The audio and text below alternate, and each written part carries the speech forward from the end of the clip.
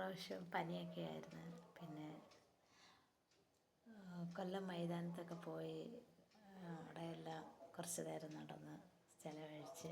പിന്നെ നമുക്ക് സ്വന്തമായിട്ട് ചെറിയൊരു ബിസിനസ്സൊക്കെ ഉണ്ടായിരുന്നു. അതായത് നമ്മൾ ഒരു ഫ്ലവർ മില്ല്, നമ്മുടെ ആ ഒരു കോഴിപ്പാലം കഴിഞ്ഞ് പെരുങ്ങള്ളൂർ ഒരു ഫ്ലവർ മില്ലൊക്കെ തുടങ്ങി. പിന്നെ ഞാൻ എൻ്റെ സുഹൃത്തും കേട്ടോ, വത്സല, എൻ്റെ സുഹൃത്തിൻ്റെ പേര് വത്സല കേട്ടോ.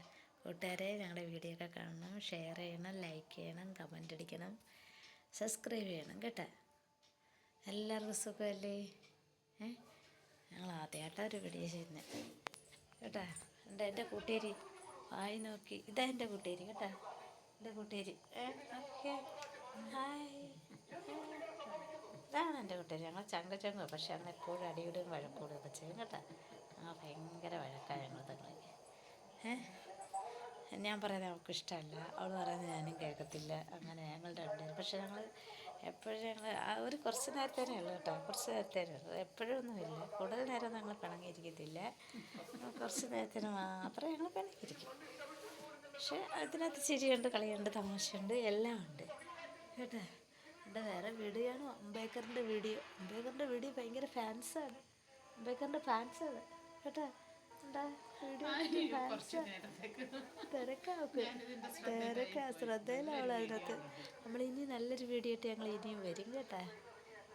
എല്ലാവരും നമ്മളെ സപ്പോർട്ട് ചെയ്യണേ. Okay, good night.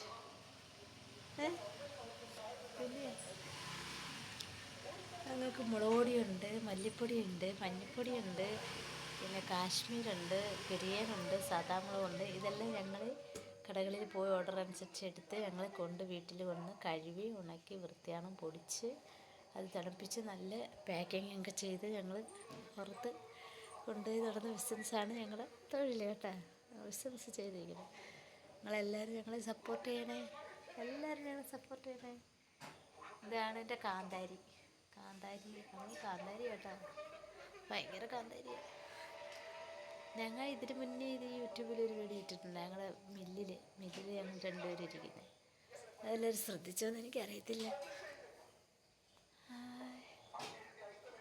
സുഖമായിട്ട് പിന്നെ ഓണമൊക്കെ എല്ലാവരും അടിച്ചല്ലേ, ഡ്രസ്സൊക്കെ എടുത്തല്ലേ, കൈകൊട്ട് കളിയൊക്കെ കാണാൻ പോയല്ലേ എല്ലാവരും അല്ലേ?